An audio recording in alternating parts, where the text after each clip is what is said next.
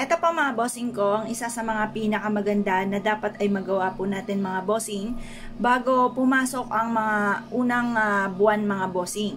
Or kaya sa mga huling Martes o huling Biyernes, unang Martes, unang Biyernes, mainam na subukan nyo po ito. Ito pa mga bossing ko ay ang ating asin.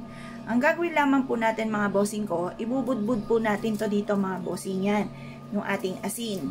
At pagkatapos ay magwi-wish po tayo na sa pamamagitan nito ay hindi na tayo mamalasin at buong buwan tayong suswertihin.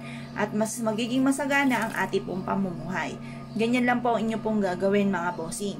Ugalin nyo po ito sa mga unang araw ng pasok ng buwan or kaya po mga bossing ko, huling Martes at huling Biyernes mga bossing. Ito pa mga bossing ko, isa sa mga subok na at paborito ko rin na gawin mga bossing ko pagdating sa usapin ng asin.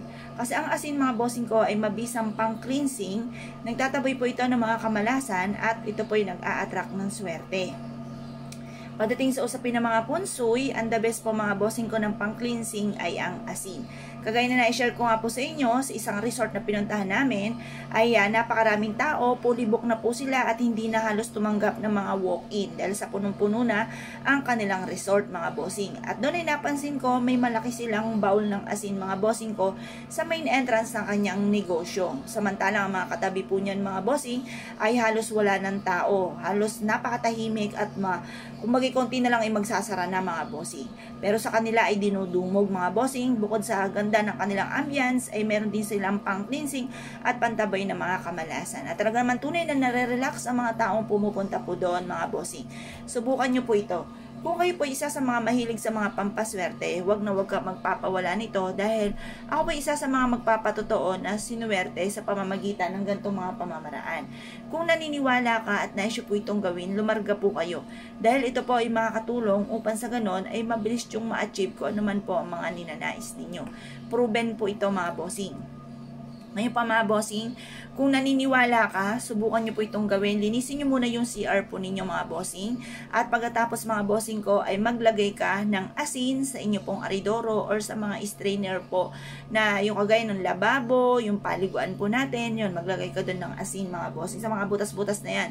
Sa mga kusina rin po ninyo, maglagay din po kayo. Kasi minsan, ang pinahalagahan lang lagi natin ay sa may main door. Hindi na masyado natin napapansin yung mga butas-butas na ganito mga bossing ko na dinadaluyan ng mga madudumi mga bossing. Lalo na sa gabi, maraming mga lumalabas dyan. Kung hindi po yan malinis, hindi kayo maglalagay ng ganito kung ano-ano ang papasok po dyan or maglalabas-masok ng mga bad spirit or negative po mga bossing. Kung kayo po isa sa mga naniniwala at naisyo po itong gawin, huwag ka na magpatumpik-tumpik pa, subukan nyo po ito, proven po ito mga bossing.